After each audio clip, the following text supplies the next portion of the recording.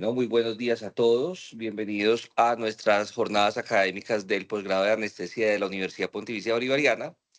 El día de hoy con el tema anestesia de precisión, el doctor Juan Pablo Grisales, residente de anestesia de segundo año, de primer año, Primer año. ¿cierto?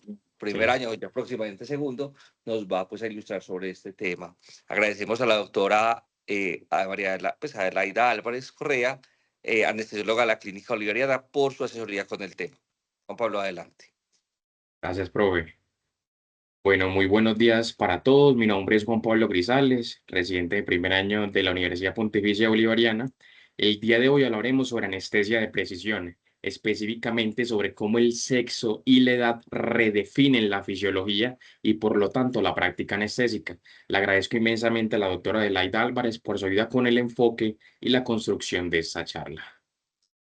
Hoy no voy a recorrer fármacos por separado, voy a recorrer el acto anestésico, mostrando cómo el sexo y la edad modifican cada etapa y pueden cambiar cada decisión que tomemos. Empezaremos hablando sobre el enfoque diferencial desde el abordaje preoperatorio en la evaluación preanestésica y la vía aérea. Continuaremos hablando de las consideraciones en el intraoperatorio en cuanto a hipnosis y despertar, la relajación neuromuscular, la parte hemodinámica y la profundidad anestésica. Luego hablaremos en el posoperatorio sobre cambios en la incidencia en náuseas y vómito y dolor en la unidad de cuidados posanestésico y un poco sobre las diferencias en las complicaciones al alta. Me gustaría empezar con un caso clínico. Ella es Valentina, 25 años, 70 kilos, un índice de masa corporal normal. Está programada para una colecistectomía vía laparoscópica electiva por una colelitiasis sintomática. Ella no tiene antecedentes, no fuma, no consume medicamentos ni sustancias psicoactivas. Va a ser la primera vez que recibe anestesia y tiene una de cada clase funcional. Él es Juan, va para exactamente el mismo procedimiento, misma edad, mismo peso, misma técnica anestésica planeada. Quiero empezar con dos pacientes aparentemente idénticos. La pregunta no es si los podemos anestesiar igual, la pregunta es si deberíamos hacerlo. A partir de esto nace una primera pregunta. ¿De verdad dos pacientes con el mismo peso necesitan la misma dosis? Porque si la respuesta intuitiva sigue siendo sí, entonces probablemente seguimos confundiendo una semejanza externa con una equivalencia fisiológica, lo cual no es correcto. La anestesia moderna se construyó sobre promedios, pero la fisiología clínica no se comporta como un promedio. Dos pacientes con el mismo peso pueden tener distinta distribución, distinta depuración, sensibilidad cerebral, respuesta respiratoria, distinta reserva cardiovascular, distinta probabilidad de dolor, de náuseas y de complicaciones en el posoperatorio. El peso sirve, sí, pero el peso no basta. Por lo tanto, si tratamos a todos igual, inevitablemente trataremos mal a muchos. El mensaje clave que les quiero dejar desde el inicio es este: el paciente promedio no existe. La respuesta anestésica es el resultado de una fisiología única. Lo que vemos como respuesta diferente no es azar, es fisiología expresándose. Cada paciente trae consigo una combinación única de variables que determinan cómo responden a lo que hacemos, y aquí es donde nace la anestesia de precisión. Hasta aquí hemos dicho que el peso no basta, pero la pregunta inmediata es: ¿de dónde sale esa variabilidad? Nace definitivamente en la biología molecular, principalmente en los polimorfismos de nucleótido simple, que son el tipo de variación genética más común. En definitiva, dos pacientes pueden verse idénticos, pesar lo mismo, tener la misma edad, pero diferir completamente en receptores, enzimas, expresión proteica, canales iónicos, distribución corporal y maduración de órganos. Es decir, la respuesta diferente no es azar, es fisiología expresándose sobre una biología distinta. Sin embargo, hay variables que no necesitan una secuenciación genética de polimorfismos para poder identificarlas. Están frente a nosotros desde el primer contacto con el paciente: el sexo y la edad. A la izquierda, el dimorfismo sexual. Hombres y mujeres no difieren solo en anatomía reproductiva, difieren en tamaño pulmonar, calibre de vía aérea, composición corporal, masa muscular, hemoglobina, flujo renal y reactividad vascular. A la derecha, el envejecimiento. Con la edad disminuye la masa cerebral y su perfusión, cambia la rigidez arterial y la función diastólica, cae la función renal, disminuye la reserva pulmonar y se pierde masa muscular. O sea, el anciano no es solo un adulto con más años, es un paciente que tiene definitivamente un menor margen fisiológico y una mayor vulnerabilidad al error. Entonces, esta diapositiva conecta con dos ideas. Primero, que la variabilidad biológica tiene raíces moleculares y segundo, que esa variabilidad termina expresándose en órganos y sistemas concretos. Y eso es justamente lo que ve el anestesiólogo en el quirófano. Cambios o diferencias en la ventilación, en la parte hemodinámica, en la distribución o el comportamiento de los fármacos y en la recuperación y en las complicaciones posoperatorias. La anestesia de precisión empieza cuando dejamos de pensar en dosis estándar y empezamos a pensar en fisiología individual. Muchos de los score clásicos que utilizamos todos los días siguen estimando el riesgo como si la fisiología basal fuera equivalente entre hombres y mujeres, pero pues ya sabemos que no lo es. El sexo modifica la farmacología, la epidemiología de la enfermedad, la vía aérea, la recuperación y algunas de las complicaciones posoperatorias. Entonces, ignorarlo en el preoperatorio no es neutralidad, es perder precisión desde el primer paso. El sexo está en la historia clínica, pero rara vez está en la decisión anestésica que tomamos.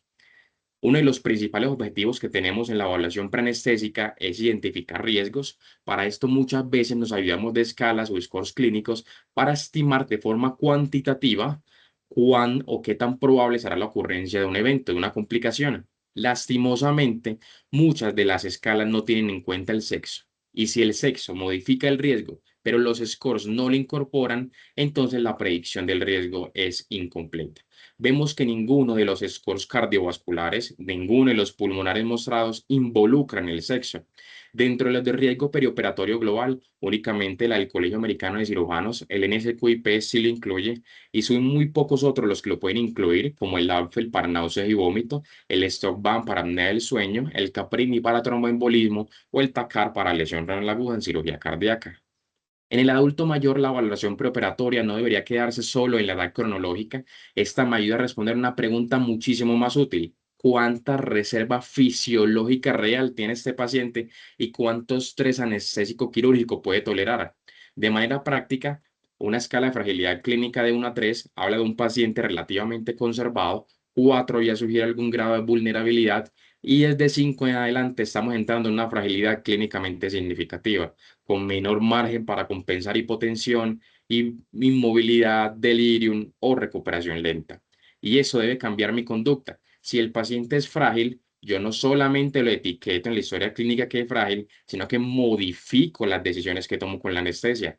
Titulo con más cautela la inducción, los opioides, la relajación, evito profundidades innecesarias, anticipo una recuperación más lenta y planeo mejor la reversión, la extubación y el posoperatorio.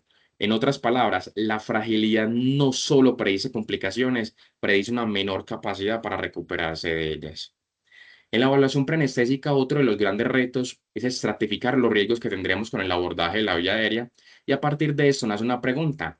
¿Y si el verdadero problema de la vía aérea no fuera intubar, sino no poder ventilar? Entonces, en esta corte de más de 53.000 anestesias, la ventilación imposible con mascarilla facial fue infrecuente, pero fue real. Y uno de los predictores independientes más importantes fue el sexo masculino, es decir, ser hombre no implica automáticamente una vida difícil, pero sí puede aumentar el riesgo de un problema que a veces subestimamos, no poder ventilar adecuadamente desde el inicio. El mensaje aquí no es simplista, no es que hombre igual a vida difícil, el mensaje es que el sexo modifica el riesgo y puede hacerlo en una parte de la vida que muchas veces olvidamos anticipar. A partir de eso nace otra pregunta. ¿Cuántas veces decimos esta vía aérea no se ve difícil sin pensar que su margen fisiológico puede ser menor? En ese estudio prospectivo multicéntrico buscó justamente variables relacionadas con la hipoxemia durante la inducción, incluyó 2.398 pacientes y la hipoxemia, definida como una saturación debajo del 95%, ocurrió en 158 pacientes, es decir, el 6%. De esos 723 pacientes, casi el 30% tuvieron una preoxigenación difícil, que ellos lo definieron como una fracción expirada de oxígeno debajo de 90% al final de la preoxigenación. Lo interesante para esta charla es que el sexo masculino se asoció con mayor frecuencia de preoxigenación difícil, 62 versus 43%. Entonces, esta diapositiva refuerza una idea importante. No toda dificultad de vía aérea es visible en la anatomía externa. A veces el verdadero problema es fisiológico: menor eficacia de preoxigenación, menor margen antes de la desaturación, menor colchón de seguridad para la inducción. Y eso es exactamente lo que queremos decir cuando hablamos de anestesia de precisión. No basta con preguntarnos si la vía aérea se ve difícil, también debemos preguntarnos con cuánto margen fisiológico estamos entrando a realizar esa inducción. Con respecto a las mujeres, a la izquierda está el dato anatómico. Las mujeres tienen menor área luminal en la tráquea, bronquios principales y ramas lobares. Y esa diferencia no desaparece incluso cuando se emparejan por talla. Es decir, no es solo que en promedio sean más bajas, hay una diferencia estructural real en la vía aérea central. A la derecha está la consecuencia fisiológica. Si el calibre es menor, la resistencia al flujo aumenta, y cuando aumenta la resistencia, también aumenta el trabajo respiratorio, la turbulencia y la demanda sobre los músculos respiratorios. Entonces, esta diapositiva me parece muy útil porque corrige un error frecuente.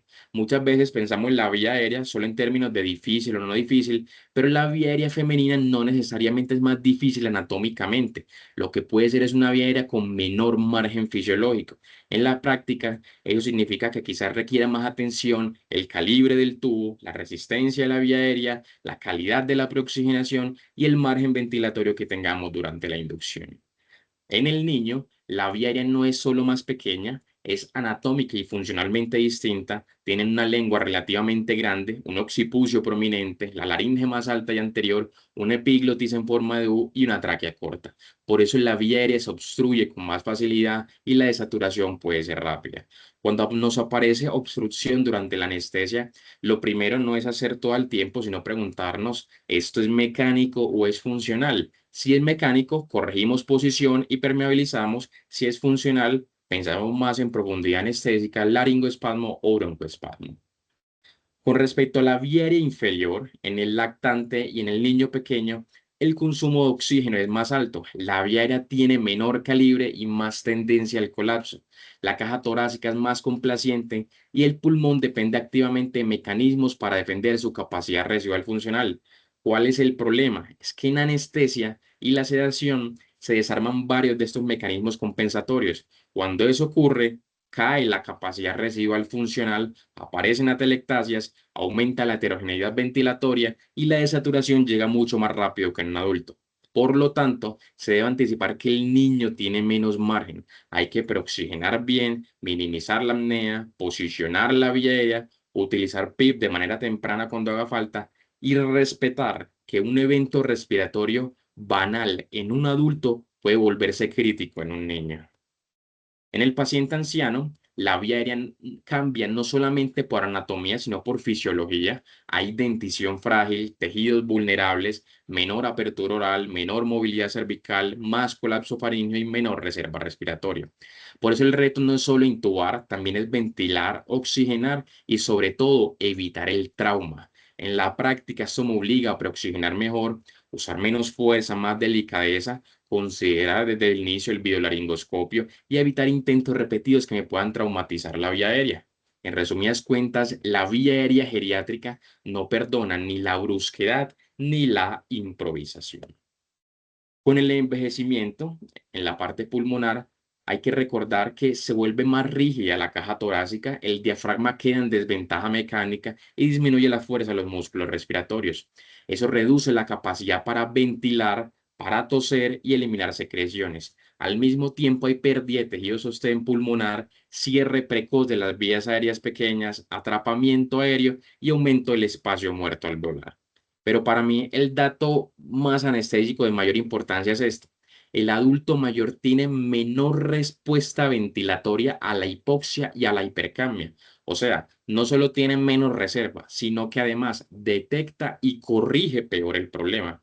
En la práctica, esto significa más vulnerabilidad durante la inducción, menor tolerancia a la apnea, más riesgo de hipoventilación con sedantes y opioides, peor aclaramiento de secreciones y mayor probabilidad de fracaso ventilatorio en estados de alta demanda como una neumonía o una falla cardíaca. Continuando con el caso clínico, esta es Valentina. A ella se le realizó una estrategia en el abordaje con analgesia preventa del preoperatorio con acetaminofén. Se le realizó una inducción con remifentanilo por TCI, con lidocaína, ketamina, propofol, rocuronio. Se realizó una estrategia de analgesia multimodal con ketorolaco, dipirona. Se infiltraron los puertos de la paroscopia con bupivacaína, una profilaxis de náuseas y vómito con dexametasona y ondansetron, y el mantenimiento se le realizó con sevoflurano y con remifentanilo. Este es Juan, se le realizó exactamente lo mismo, mismo abordaje preoperatorio, misma inducción, mismo mantenimiento, misma analgesia, misma profilaxis. Vamos a ver cómo le fue. Entonces, a Valentina, una vez finalizó la cirugía, se le realizó la monitorización neuromuscular y se descubrió que tenía un TOF de 0,4. Entonces, por lo tanto, decidieron realizarle la reversión neuromuscular con su gamma DEX. Una vez verificaron otra vez a los 2 minutos que el TOF estaba correcto, decidieron extubarla. Entonces, le cerraron el dial del vaporizador y lograron una extubación exitosa a los 5 minutos. Este es Juan. También una vez finalizó la cirugía, decidieron realizarle la monitorización de la relajación neuromuscular y en él no encontraron un puntaje de 0,4, sino de 0,9. Aquí vemos una primera diferencia. Entonces no le realizaron reversión farmacológica, cerraron el dial del vaporizador y lograron una extubación segura a los 4 minutos. Vemos otra diferencia en cuanto demora el despertar. Vamos a ver cómo le fue. Una vez los trasladaron a Pacu, ella informaba náuseas desde el principio, tenía un dolor de intensidad moderada y el anestesiólogo decidió administrarle un rescate de morfina de 3 miligramos. A los 10 minutos refería ausencia completa de dolor, sin embargo presentó un episodio emético. Por lo tanto, le decidieron administrar un rescate con haloperidol. 2 horas después se confirmaron por escalas un puntaje por encima de 9 y le dieron salida. Este es Juan. Una vez llegó a Pacu, él negaba náuseas desde el inicio, no presentó episodios de vómito, él también tenía dolor de intensidad moderada, 4 puntos, menor que Valentina. El anestesiólogo decidió administrar un rescate de morfina con la misma dosis, 3 miligramos. 10 minutos después, él sí refería persistencia del dolor, sin embargo leve, 2 puntos. Él negaba náuseas y nunca tuvo episodios de vómito. El anestesiólogo decidió administrarle un segundo rescate de morfina. 2 horas después, por escala, se confirmó un puntaje por encima de 9 y le dieron salida. Vamos a ver cómo le fue. 5 días después de que se les dio salida, lastimosamente, ella tuvo disnea, dolor torácico y edema en miembros inferiores. Le realizaron una tomografía en la cual confirmaron un tromboembolismo pulmonar secundario a una trombosis venosa profunda.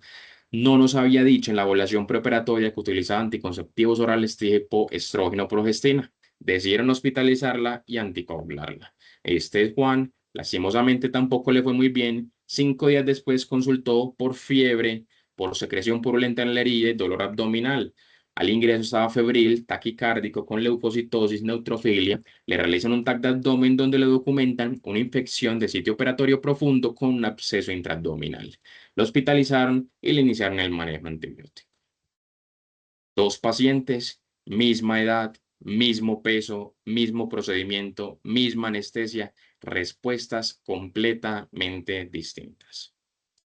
Esta diapositiva plantea una crítica muy práctica. Seguimos prescribiendo como si la farmacocinética fuera igual en hombres y mujeres, pero este trabajo muestra que las diferencias en sexo en farmacocinética no son marginales, predicen reacciones adversas y en muchos fármacos las mujeres alcanzan concentraciones más altas y eliminan más lento. El resultado clínico es preocupante. Ellas presentan eventos adversos casi el doble que los hombres. Entonces la pregunta incómoda es esta: si sabemos que la exposición al fármaco cambia con el sexo, ¿por qué seguimos usando tan a menudo las mismas dosis para ambos? Viene esa pregunta: si usas la misma dosis de inductores en ambos, ¿quién despierta más rápido y por lo tanto a cuál estamos anestesiando de más y a cuál de menos? En este estudio de fase 4 de Propofol muestra que el despertar no depende solamente del fármaco, sino también del perfil del paciente y de cómo lo utilizamos. En más de 14.000 pacientes, el despertar prolongado, que en este estudio se definió por encima de 15 minutos, ocurrió en el 6,8% de los pacientes. Y entre los factores asociados estuvieron una dosis total mayor de Propofol por encima de 8 miligramos por kilo, el uso y función continua y de forma llamativa el sexo masculino y la edad mayor de 65 años. Entonces, ante la pregunta de quién despierta más rápido, la respuesta no es universal, pero aquí el mensaje práctico es que los hombres, los pacientes mayores, quien recibe más Propofol, despierta más lentamente. Siguiendo el hilo de la diapositiva anterior, aquí aparece el matiz complementario. Si el hombre tiende a despertar más lento, la mujer tiende a despertar más rápido con Propofol. Y esto no parece ser casual. Varios estudios muestran un mayor aclaramiento, concentraciones plasmáticas más bajas tras la misma dosis y despertar más corto. En algunos estudios, más o menos de 2 a 10 minutos menos que los hombres. El mensaje clave para anestesia es el mismo esquema de mantenimiento no produce ni la misma recuperación en ambos sexos. No solo cambia cuánto dormimos al paciente, cambia cómo y cuándo despierta. Esta diapositiva deja un mensaje muy concreto y es: a mayor edad, menor dosis de Propofol se necesita para perder la conciencia. En este estudio, comparados pacientes de 45 a 64 años, el requerimiento de Propofol cayó casi 15% entre los 65 y 74 años, 25% entre los 75 y 84 y cayó casi 40% entre los mayores de 85 años. Y lo más importante es que la edad siguió siendo un factor independiente e incluso tras ajustar por otras variables. Entonces la pregunta ya no es si el anciano es más sensible al propofol, la pregunta es por qué seguimos induciendo como si no lo fuera. Con Propofol en pediatría, el mensaje práctico es que el niño no se dosifica como un adulto pequeño. Esa tabla muestra que por encima de los 3 años la dosis de inducción suele ser mayor que en adultos, de 2,5 a 3,5 miligramos por kilo, mientras que si hay obesidad pediátrica debe reducirse.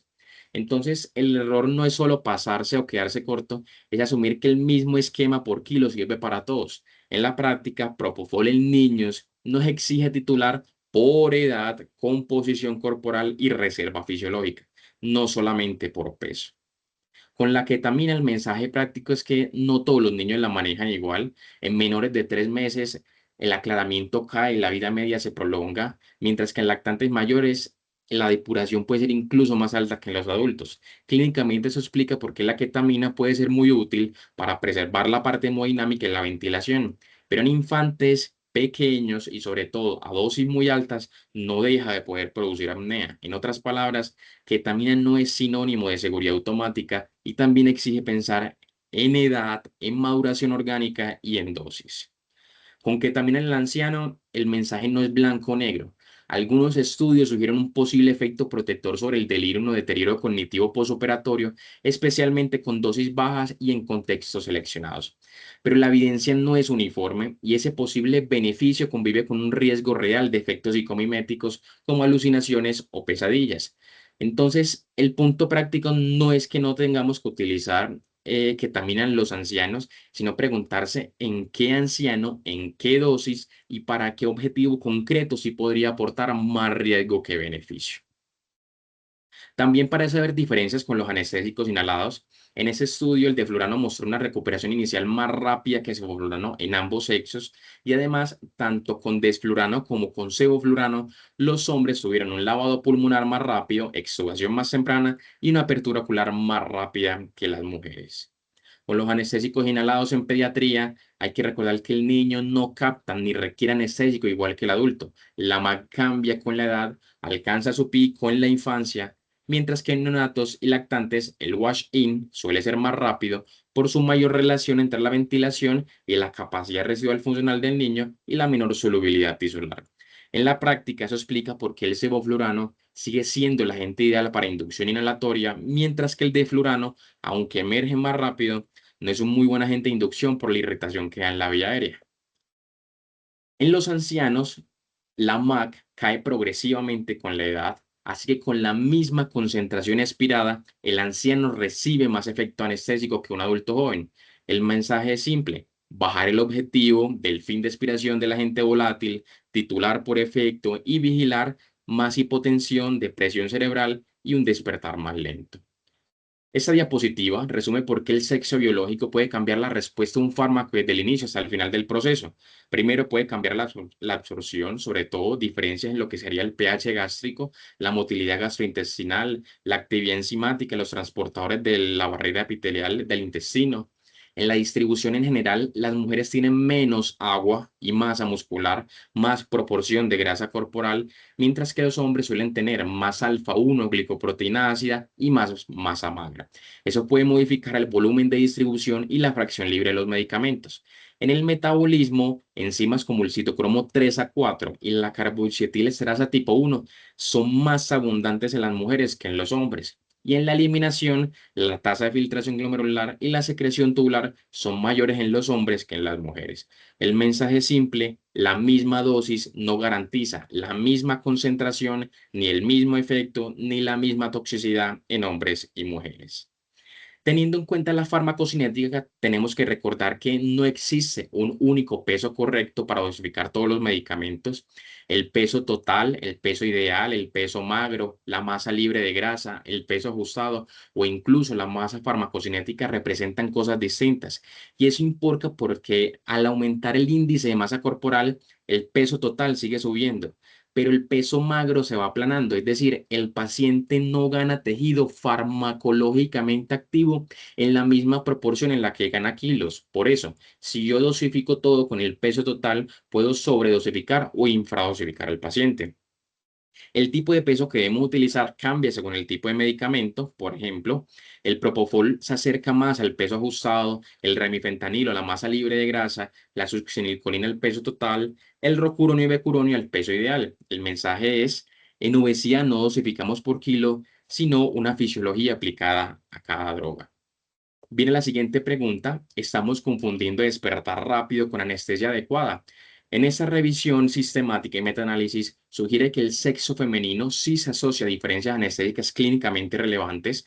Las mujeres presentan un mayor riesgo de recuerdo intraoperatorio y también mayor riesgo de conciencia conectada, pero al mismo tiempo emergieron más rápido, abrieron los ojos antes y obedecieron órdenes antes que los hombres.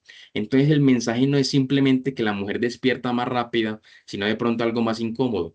Podría no estar viviendo la misma profundidad anestésica con esquemas similares, y eso cuestiona si anestesiar igual a hombres y mujeres sigue siendo una práctica correcta. Siguiendo con las preguntas, surge otra: ¿estamos bloqueando igual a pacientes que no bloquean ni recuperan igual? Entonces, esta diapositiva muestra que el sexo no afecta igual a todos los bloqueantes neuromusculares. Con una dosis única de rocuronio, las mujeres fueron más sensibles, alcanzaron el bloqueo máximo más rápido y tuvieron una duración clínica claramente más prolongada que los hombres. En cambio, con el cisatracurio no hubo diferencias relevantes por sexo. El mensaje es: si usamos la misma dosis estándar de rocuronio en hombres y mujeres, probablemente no estamos generando el mismo bloqueo. Y eso vuelve a empujar la misma idea de toda la charla: anestesia de precisión también significa individualizar la relajación neuromuscular. Con los relajantes neuromusculares en pediatría, el mensaje práctico es que el niño no responde como un adulto pequeño. En lactantes hay más volumen extracelular, pero al mismo tiempo la unión neuromuscular es más sensible a los no despolarizantes. Así que la respuesta puede ser distinta y menos intuitiva. Por eso la succinilcolina requiere más miligramos por kilo en los lactantes, mientras que con rocuronio y becuronio debemos anticipar bloqueos más prolongados, sobre todo en los neonatos. Además, si vamos a utilizar anestésicos inhalados, el bloqueo puede potenciarse aún más. Con los anestésicos inhalados en la población geriátrica, el mensaje es que el anciano no es solo más vulnerable al bloqueo residual, sino que también es más difícil de predecir. Rocuronio y becuronio suelen durar más y recuperarse más lento por el deterioro hepático y renal relacionado con la edad. Por eso, en el adulto mayor no basta con dar menos o esperar más. Hay que monitorizar cuantitativamente, confirmar recuperación completa y revertir de forma adecuada en caso de que sea necesario. En otras palabras, en geriatría la clave no es confiar en los tiempos habituales, sino utilizar el TOF cuantitativo y planear bien la reversión. Siguiendo con las preguntas, surge esta, cambia algo con los anestésicos locales. Entonces, en pediatría el mensaje es que el lactante pequeño tiene menos margen de seguridad, tiene menos alfa-1 glicoproteína ácida, por lo tanto, más fracción libre del fármaco y además un metabolismo hepático inmaduro. Así que una misma dosis puede traducirse en más exposición biológicamente activa. Por eso, en los pequeños debemos ser especialmente cuidadosos con dosis e infusiones prolongadas. Y si queremos como elegir algún fármaco en específico, hay que recordar que la levodopa y la ropivacaína tienen menor cardiotoxicidad. En la población geriátrica con los anestésicos locales, el mensaje es que el anciano tiene menos margen de seguridad frente a la toxicidad sistémica, no solo porque en ellos se realicen más bloqueos, sino porque acumulan muchos factores de riesgo. Muchos tienen cardiopatía, disfunción hepática, disfunción renal, menos masa muscular. Eso hace que una dosis aparentemente correcta pueda comportarse como excesiva. Por eso en el adulto mayor debemos pensar en más prevención del asta, menos dosis, inyección fraccionada, más vigilancia y más cautela con las infusiones continuas o los grandes volúmenes. Siguiendo con la pregunta, hay una que dice, si la fisiología basal no es idéntica, la respuesta hemodinámica perioperatoria tampoco debería ser idéntica. Entonces, acá tenemos dos artículos muy interesantes que nos hablan de los cambios a nivel del sistema cardiovascular, sobre todo a nivel cardíaco, la macro y la microvasculatura entre hombres y mujeres. Y en resumidas cuentas, lo que nos dicen es que el sistema cardiovascular masculino y femenino no son idénticos desde la línea de base. En términos generales, el hombre tiende a tener más volumen sistólico, más gasto cardíaco absoluto, unas cavidades y unas arterias de mayor tamaño y un tono vasoconstrictor basal más alto. En cambio, la mujer suele compensar más con frecuencia cardíaca, tiene un ventrículo izquierdo relativamente más eficiente para su tamaño con mayor fracción de eyección, tiene menor resistencia vascular y una mayor vasodilatación dependiente de óxido nítrico. Entonces la diferencia no es solo anatómica, también es hemodinámica, vascular y funcional. Y eso importa en anestesia porque cambia cómo cada paciente nos va a tolerar los líquidos, la inducción, los vasopresores y la caída de la presión. En este metaanálisis de más de 1 millón de pacientes, no hubo una diferencia global significativa entre hombres y mujeres en la exposición a hipotensión intraoperatoria. Pero el dato no es tan simple porque la heterogeneidad fue enorme. Hubo poblaciones muy distintas, definiciones muy distintas y contextos fisiológicos muy distintas. Hasta aquí, en este estudio, el sexo por sí solo no explica la hipotensión intraoperatoria de forma consistente. Pero hay que recordar que con la edad el sistema vascular se vuelve más rígido. Eso aumenta la presión sistólica, la poscarga y el trabajo del ventrículo izquierdo, favoreciendo la hipertrofia y una peor relajación. En anestesia, eso significa que el adulto mayor va a tolerar peor las caídas de la presión y también los excesos de volumen o poscarga. Además, hay que recordar pues que las gráficas nos recuerdan que la carga de enfermedad cardiovascular crece mucho con la edad. Entonces, en estos pacientes no basta con tener una presión bonita, hay que proteger la perfusión de cada órgano, evitar hipotensiones sostenidas y titular con más delicadeza. Entonces, recordando el estudio anterior, globalmente no veíamos una diferencia clara por sexo, pero al estratificar por subgrupos de edad aparece una señal interesante. En los estudios con población de 65 años o más, las mujeres sí tuvieron mayor exposición a hipotensión intraoperatoria, un OR de 1,17. En cambio, en poblaciones más jóvenes, esa diferencia desapareció. Eso sugiere que la edad modifica el efecto del sexo sobre la estabilidad hemodinámica, algo fisiológicamente plausible si pensamos en el envejecimiento vascular y los cambios posmenopáusicos. Entonces, quizá el problema no es hombre versus mujer, sino qué mujer y a qué edad. Acá surge una nueva pregunta. Paciente mujer joven, mismo peso, misma cirugía, ¿le dejarías exactamente la misma estrategia analgésica que a un hombre? Entonces, en más de 333.000 puntuaciones de dolor en este estudio, las mujeres tuvieron más dolor agudo posoperatorio que los hombres y no solo reportaron mayores puntuaciones de dolor, sino también mayor dolor severo en el primer día posoperatorio. En esta corte, un dolor severo definido por encima de 7 ocurrió en el 25% de las mujeres en comparación con el 22% de los hombres. Un OR ajustado de 1,14 y un OR global de 1,16. El mensaje práctico es que la diferencia no fue enorme, pero sí consistente. La mujer parece tener un riesgo modestamente mayor de dolor severo posoperatorio en múltiples procedimientos, y eso debería hacernos anticipar más analgesia individualizada. porque una paciente puede necesitar menos morfina para analgesia comparable y aún así tener más dolor posoperatorio. Entonces, en esta diapositiva nos muestra que no todos los opioides se comportan igual entre hombres y mujeres. En este estudio de diferencias por sexo en analgesia opioide, el análisis global de la señal no fue uniforme, pero cuando se miró un contexto más clínico y concreto, que fue la PSA con morfina, apareció una diferencia más clara a favor de las mujeres. Es decir, la morfina produce mayor eficacia analgésica en las mujeres y esa diferencia incluso aumentó cuando la PSA duró más tiempo. Lo importante aquí es que la diferencia por sexo en analgesia opioide sí existe, pero no es universal con todos los opioides. La señal más sólida es con morfina por PSA. En otras palabras, el mismo opioide no necesariamente ofrece el mismo rendimiento clínico en hombres y mujeres. Siguiendo el hilo interior, si la morfina parece más eficaz en las mujeres, los hombres terminan consumiendo más morfina en el posoperatorio. En esta corte con PSA, el sexo fue el predictor más fuerte del consumo durante los primeros 3 días, incluso por encima de variables como el peso, edad o la talla. Dicho de otra forma práctica, los hombres necesitaron aproximadamente 24 y 43% más morfina que las mujeres. Entonces la pregunta ya no es solo quién responde mejor al opioide, sino quién necesita más cantidad para lograr alcanzar una analgesia comparable. Esta diapositiva muestra que la diferencia por sexo con opioides no es solo en eficacia, es también en toxicidad.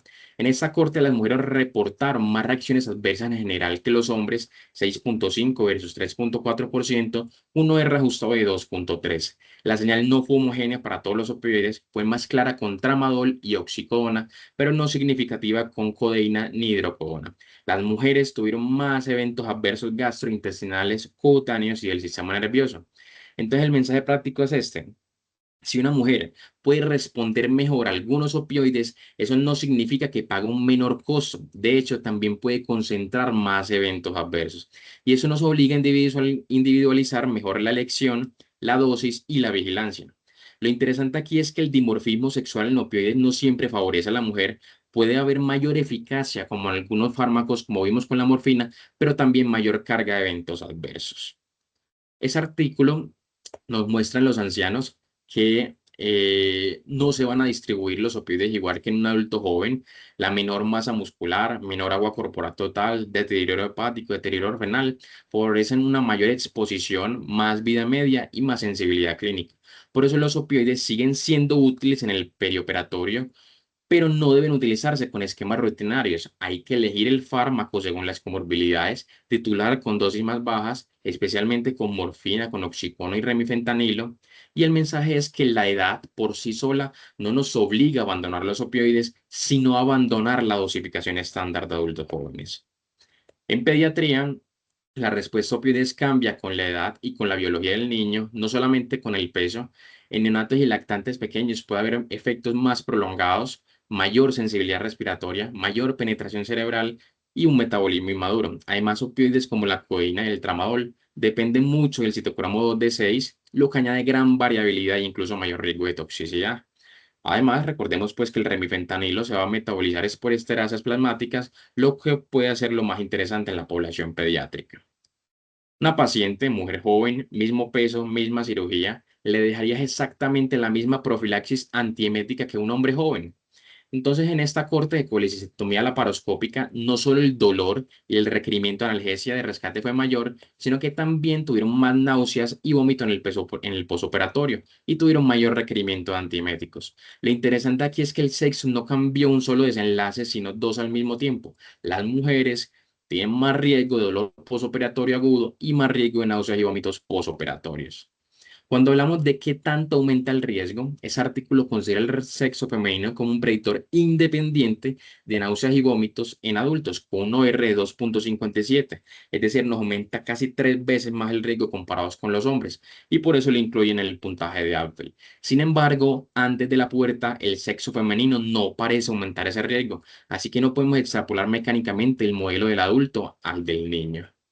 Si uno junta todo lo que hemos revisado hasta ahora, la idea central es esta. El sexo sí modifica la anestesia, pero no de manera uniforme en todos los fármacos ni en todos los contextos.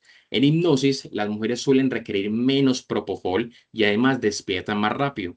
En analgesia, la señal no es simplemente más o menos opioides, con morfina parece haber mayor eficacia en mujeres y aún así tienen más riesgo de eventos adversos, dolor posoperatorio, náuseas y vómito, otros efectos neurológicos y cutáneos. Es decir, pueden responder distinto, pero también pagan un costo distinto. Con los relajantes neuromusculares, el rocuronio, las mujeres muestran mayor sensibilidad con un bloqueo más intenso y más prolongado a igual dosis y en definitiva con los anestésicos inhalados y los locales, más que el sexo, la edad pesa muchísimo. En pediatría cambia la farmacocinética por maduración y en geriatría cambia por la menor reserva fisiológica y el menor margen de seguridad.